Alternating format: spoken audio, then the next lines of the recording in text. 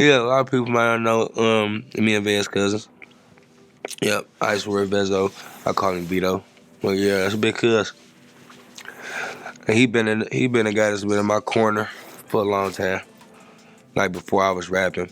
He used to pull up on me on my birthday, shit like that. Like, yeah. That's big cuz. To this day, we still tight. We talk. Some shit I learned watching Vez.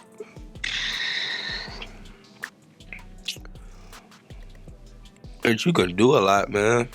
You know, Vez done since he done had his shit going, he done been in jail probably like twice for extended periods of time, you feel me? And every time he still come home and make a lot of shit happen for his family and his, you feel me, his homeboys around him. Like, I watched that motherfucker do shoe deals and sweatshirt hookups and, you feel me, and watch him sell out doing this shit. Like, you do what you want to. You gotta press. And put your motherfucking foot down and press. And you can do it how you want to do it too. Advice I would give anybody starting out in the music game, if you feel like you got the potential to make it far, and if your family and everybody around you telling you got the potential to make it far, and it ain't just no bunch of bullshit, don't sign nothing. Don't sign shit. Like, for real, if they ain't changing your life or what they bring to the table, don't sign nothing. Run your shit up as long as you can with the motherfuckers around you that you know you can trust. You really can't trust nobody. My label situation is not a record deal, it's a distribution deal with Asylum. So, meaning they don't get none of my show money, they don't get my feature money. Like, a lot of my pros is my pros still, you feel me? But them different playlists and like this shit, you feel me, and them billboards and them rooms that you got to get put in, and yeah, you need a team of motherfuckers like that once you get up to the level to where it's time for you to get put in those different rooms. But what I mean by not signing, I mean like don't sign to nobody, don't sign to another artist, don't find yourself in the Birdman Money Man situation. You know what I'm saying? Don't find yourself in Rich Homie Quan first contract situation, or you know, or shit. Don't find yourself in my situation to where you believing in the wrong people and 2 years down the line in your career you got to buy yourself out of contract.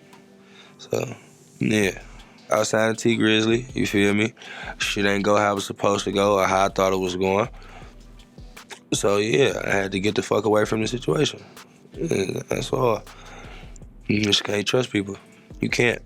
That's probably the most lingering effect of any situation that I encountered since the music stuff was started, was my trust not being appreciated, my loyalty not being just knowing that you rocking harder than what somebody else was rocking with you. Cause I'm a violent motherfucker, you feel me? So it's like I had a tendency I could black out, still black out, used to black out.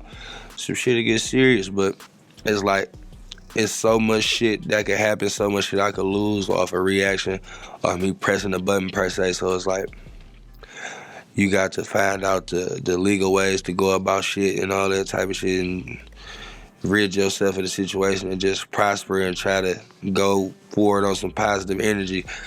So yeah, and it's very important to have people around you that you know you can trust. Juan is my cousin, so he had been around basically since I asked him to be. Juan is my manager, but he basically the glue guy. He do it all. Like, he stay in contact with the few rappers that I do fuck with. He stay in contact with their entourage, so it don't never feel like we out of touch or it was some half-ass shit when we was around each other. And yeah, he might head to the streets. You feel me? Especially when we out of town, he get out and move and groove when I want to go get some sleep or something. That's a lot. Like, all the way down to my security. My security is my homies. You feel me? Like, I ain't grow up with them, no shit like that, but like since they've been working with me as security, we done grew to have different rapports with each other. Like I got a personal relationship with each one of my bodyguards. And that's on purpose because I don't want you to be out here protecting my life like it's a job. Protect me because you want to, because you don't want to see shit happen to me. You feel me? And once somebody got that real feeling of what they doing for you, it'll go smoother.